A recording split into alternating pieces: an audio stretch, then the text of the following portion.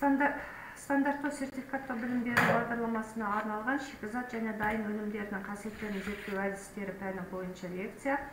Бүгінгі лекция 15-ші дәстүрлі емес шикізат түрлері. Жоспар меласа, жом, және қызылша сығындысы глюкоза, фруктоза, мальтоза.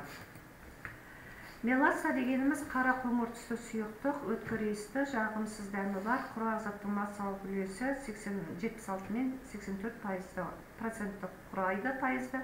Оның ішінде сахароза 46-51%, өңделген қызылша массасының 4,5-ден 5,5% арасында меласа шығымы құрайды.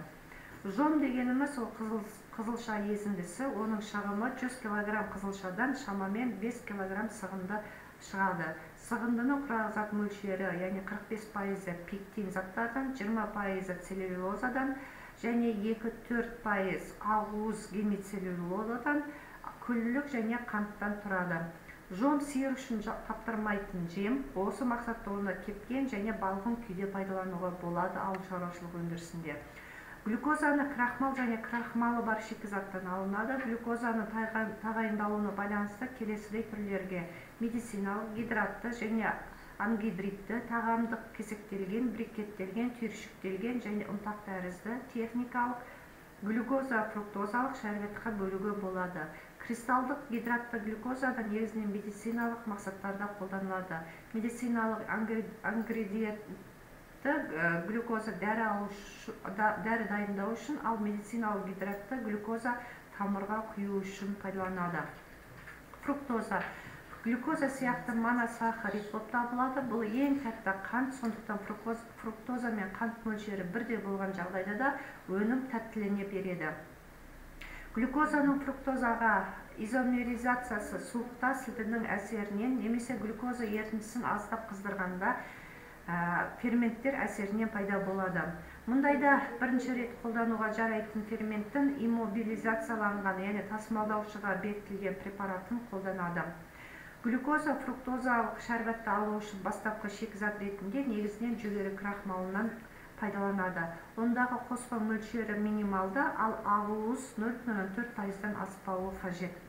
Глюкоза фруктозалық шәрбетті шет елдерде балалар және ем дәмдік тағам, нан, тоқаш өндірісінде, алкогольсіз сусындарда, балмұздақ, крем, торт, пирожный тағы басқа өндірістерде кеңінен қолданылады. Консерві өндірісінде жоғары сапалы дайын өнімнің өндіріс көлемін арттыру, шикізат және материалдарды ұтымды пайдалану, әртүрлі шығындарды төмендету мәселелері бойынша қолданылады. Уыт өндірісінің екінші реттік материалды ресурстарына арпаны қолданғаннан кейін қалатын қалдықтар жатады. Олар әртүрлі өндірістерде шикізат ретінде немесе қосымша өнім ретінде пайдаланады.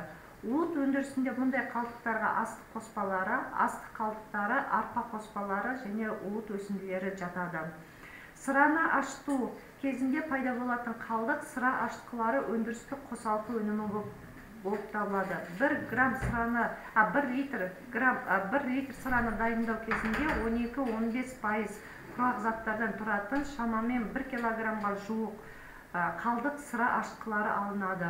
Сыра ашытқылары адам ағзасы үшін пайдалы заттардан тұрады және глютатионның B тобының дәруменінің табиғи көзі болып табылады. Тамақ өндірісінің майдан тұратын қалдықтары, дәнді дақылдар ұрықтары, май шикізат ретінде ұн және жарма дәнінен алынатын кебек түрінде дараланатын ұрықтары пайдаланады. Дәнді дақылдарының тұқымдарындағы липидтер ұрықтарда, эндоспермнің сыртқы жасушаларында және қабықшада бір бөлігі жинақталады. ұн және жарма алатын кездегі ұрық шығымы бидай, қара бидай, тары өңдеу кезінде 2% күріш және жүгері өңдеу кезінде 6-дан 8%-ға дейін кездеседі.